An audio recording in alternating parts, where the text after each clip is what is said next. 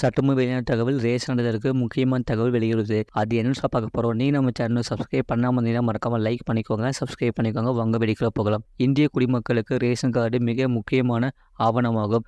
அரசால் வழங்கப்படும் ரேஷன் கார்டுகள் தகுதியான குடும்பங்களுக்கு அரிசி, கோதுமை, சர்க்கரை மற்றும் மண்ணெண்ணெய் போன்ற அத்தியாவசிய பொருட்களை மானிய விலையில் வழங்கப்படுகிறது.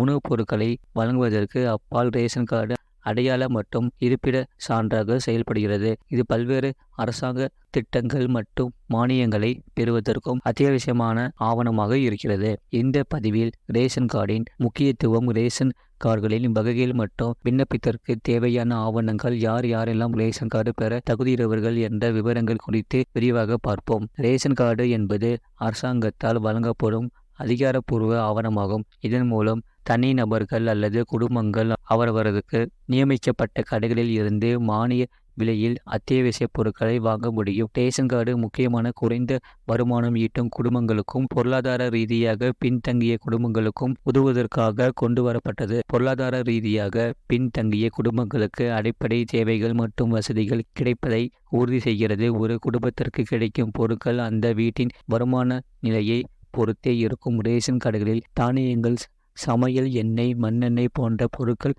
கிடைக்கிறது. இந்தியாவில் ரேஷன் கார்டுகள் பல்வேறு வகைகளாக வகைப்படுத்தப்பட்டுள்ளது. ஒவ்வொரு பிரிவினருக்கும் அவர்களின் பொருளாதார நிலையின் அடிப்படையில் ரேஷன் கார்டுகள் வழங்கப்படுகிறது. அந்தியோதயா அன்ன யோஜனா ரேஷன் கார்டு இந்தியாவில் பொருளாதார ரீதியாக பின்தங்கிய குடும்பங்களுக்கு வழங்கப்படுகிறது. இந்த ரேஷன் கார்டுகள் குடும்பத்தின் ஆண்டு வருமானம் 15,000 ரூபாய்க்கு கீழ் உள்ள குடும்பங்களுக்காக வழங்கப்படுகிறது. தெருவோர வியாபாரிகள், செருப்பு தொழிலாளர்கள் மற்றும் கட்டுமான தொழிலாளர்கள் ஆகியோர் அடங்குவர். ரேஷன் கார்டு இந்த குடும்பங்களுக்கு அதிக மானியத்துடன் கூடிய உணவுப் பொருட்களை அரசு வழங்குகிறது. வறுமை கோட்டிற்கு கீழ் உள்ள குடும்பங்களுக்கு BPL ரேஷன் கார்டுகள் வழங்கப்படுகிறது. இந்த ரேஷன் கார்டுகள் ஒரு குடும்பத்தின் ஆண்டு வருமானம் 24,200 இருக்கும் பட்சத்தில் வழங்கப்படுகிறது. இதன் மூலம் அத்தியாவசிய பொருட்களை மானிய விலையில் வாங்கிக் கொள்ளலாம். இது போன்ற செய்திகளை உடனுக்குடன் அறிந்து கொள்ள மறக்காம சேனலை சப்ஸ்கிரைப் செய்யுங்கள் மற்றும் தெரியப்படுத்த ஷேர் செய்யுங்கள்.